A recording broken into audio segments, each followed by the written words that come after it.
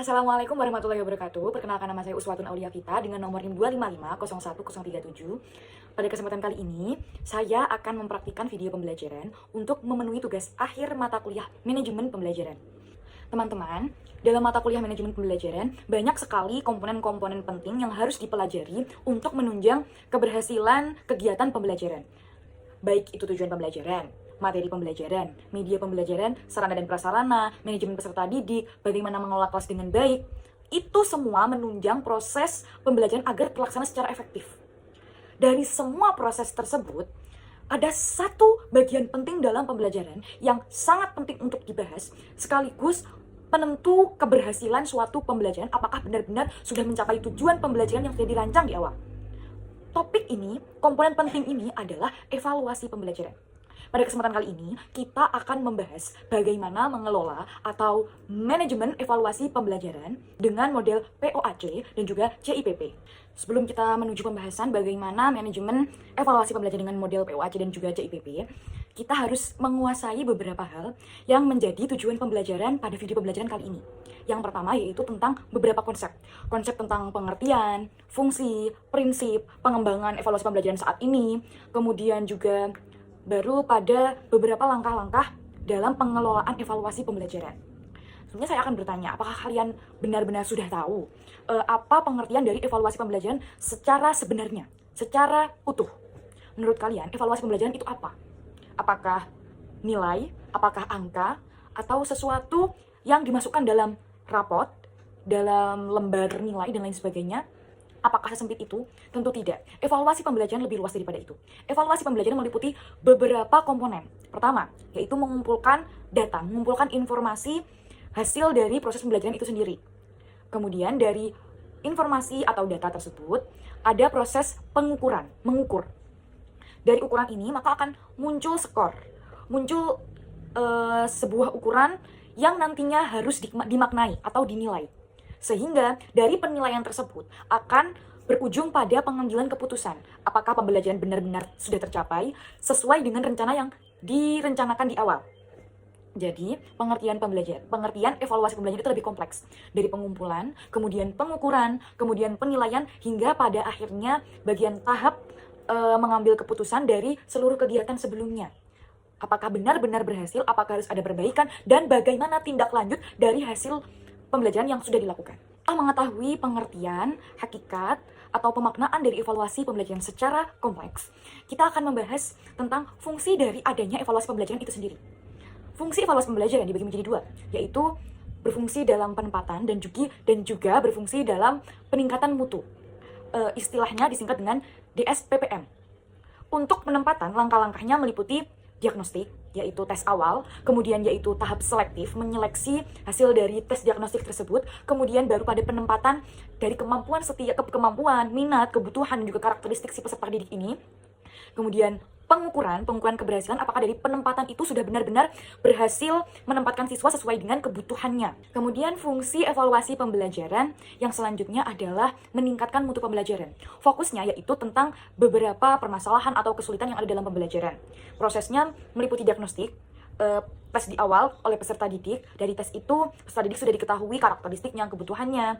Namun tentunya di dalamnya ada permasalahan, ada hambatan yang harus diatasi dan dinilai dari evaluasi pembelajaran itu.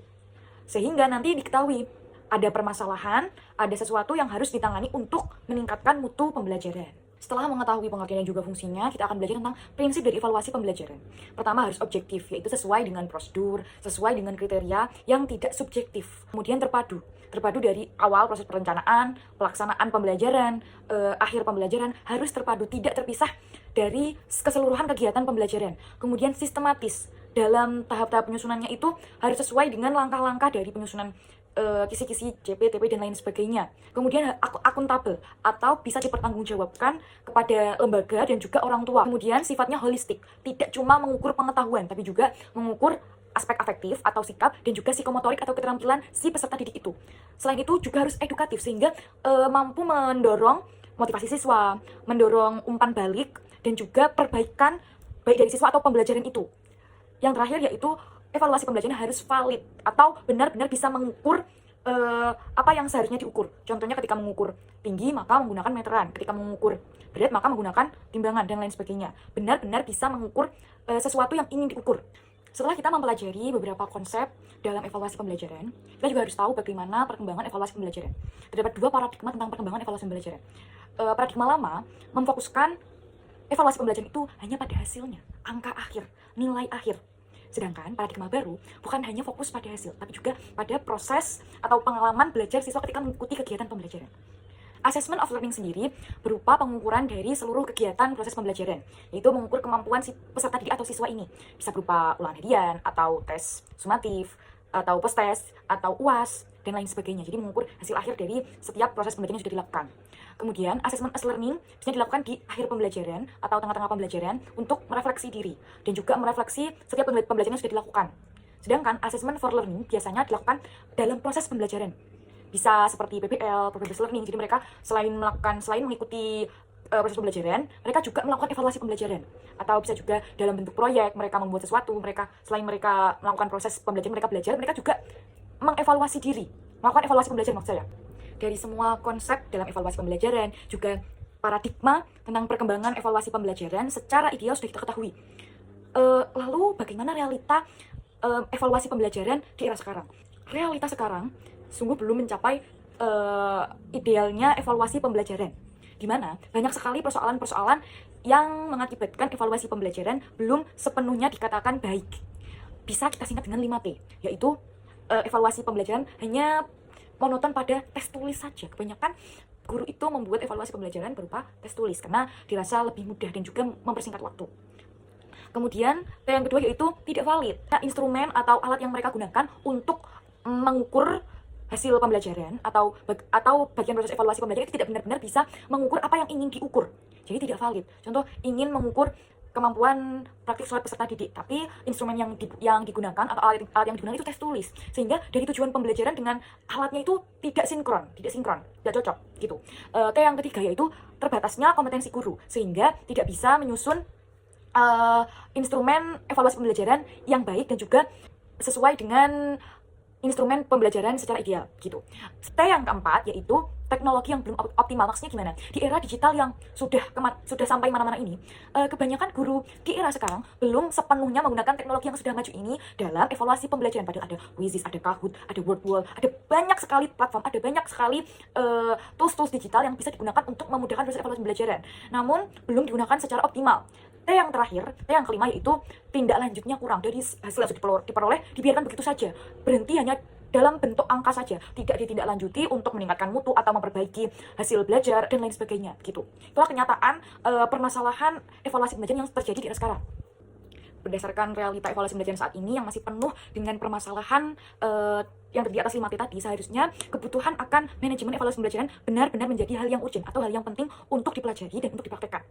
Lalu bagaimana manajemen evaluasi pembelajaran agar evaluasi pembelajaran benar-benar terlaksana secara efektif? Ada tawaran konsep POAJ dan juga CIPP yang apabila diintegrasikan dengan baik akan menghasilkan evaluasi pembelajaran yang efektif dan terlaksana sebagaimana mestinya. POAJ sendiri merupakan tahapan dalam manajemen, meliputi planning, organizing, actuating, dan juga controlling. Sedangkan CIPP adalah konsep dalam manajemen berupa konteks, input, proses, dan juga produk. Di mana konteks dan input ini terintegrasi dengan proses dalam POAJ yaitu planning. Sedangkan CIPP yaitu proses itu terintegrasi dalam tahap pelaksanaan atau actuating. Sedangkan yang terakhir yaitu produk dalam CIPP itu terintegrasi dengan tahap POAJ yaitu controlling. Jadi bagaimana prosesnya dalam manajemen pembelajaran yaitu planning atau perencanaan? Guru harus mampu merencanakan evaluasi pembelajaran sesuai idealnya. Bagaimana dalam tahap penyusunannya itu sesuai dengan langkah-langkah dari CP, kemudian ke TP menjadi indikator, sesuaikan dengan materi dan akhirnya menjadi soal. Lalu konteksnya harus benar-benar sesuai dengan yang diinginkan, harus benar-benar sesuai dengan prinsip-prinsip dari evaluasi pembelajaran, dari objektif, terpadu, sistematis, valid, dan lain sebagainya. Harus sesuai konteks. Lalu input itu maksudnya gimana? Jadi dalam perencanaan harus disiapkan, kompetensi gurunya harus bagus untuk membuat instrumen yang bagus juga, harus ada teknologi yang mendukung, harus ada pembiayaan yang mendukung. Jadi input adalah persiapan yang masuk dalam tahap perencanaan, atau istilahnya itu bahan yang harus diperlukan untuk merealisasikan perencanaan benar-benar terjadi dengan baik, benar-benar terlaksana secara efektif begitu.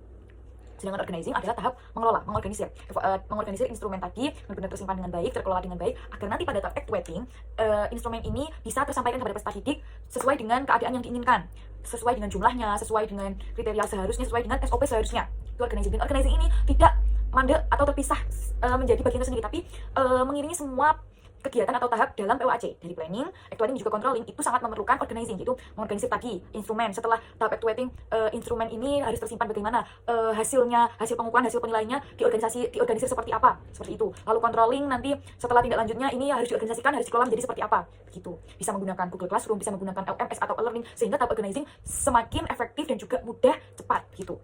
Lalu tahap actuating atau tahap pelaksanaan, yaitu tahap evaluasi pembelajaran dilakukan, meliputi 3A tadi, assessment for learning, of learning, dan juga as-learning. Baik itu tahap awal, diagnostik tadi, atau juga bisa formatif dalam pembelajaran PBL, proyek, atau mungkin praktik, dan lain sebagainya. Atau juga bisa yang of learning, untuk mengukur kemampuan, atau sumatif, UTS, UAS, dan lain sebagainya. Itu adalah proses atau pelaksanaan kegiatan evaluasi pembelajaran. Harus diawasi, harus dikelola, agar peserta didik mengikuti evaluasi pembelajaran dengan jujur, dan lain sebagainya. Guru harus punya kompetensi yang mumpuni tadi, agar bisa mengelola kegiatan evaluasi pembelajaran dengan benar-benar efektif. Itu tahap actuating. Sedangkan tahap terakhir, controlling.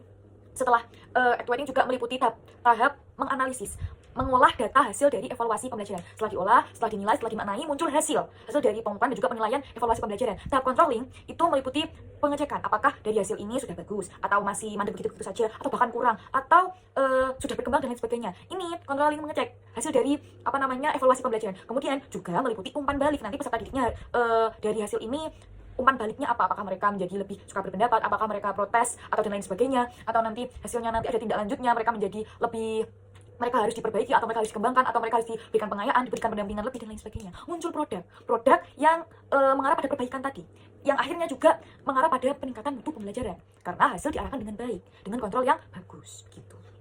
Itu adalah tahapan dalam manajemen pembelajaran manajemen evaluasi pembelajaran, agar evaluasi pembelajaran benar-benar terlaksana dengan efektif. Dan itulah materi tentang manajemen evaluasi pembelajaran yang bisa saya sampaikan. Semoga dari materi ini bisa bermanfaat bagi para penonton, bagi para penyimak, sehingga nantinya muncul manfaat baik teoritis maupun praktis, agar evaluasi pembelajaran kedepannya bisa benar-benar terlaksana secara efektif. Mungkin dari tahap materi ini, untuk memperdalam pemahaman, kalian bisa juga melakukan analisis terhadap beberapa permasalahan tadi, mungkin 5T. Kemudian kalian bisa memberikan konsep atau tawaran solusi dengan kerangka integrasi dari CIPP dan juga POAC tadi, sebagai tindak lanjut pengetahuan kalian tentang manajemen evaluasi pembelajaran. Begitu saja dari saya. Demikian, apabila ada kurang lebihnya saya mohon maaf. Akhir kata, wassalamualaikum warahmatullahi wabarakatuh.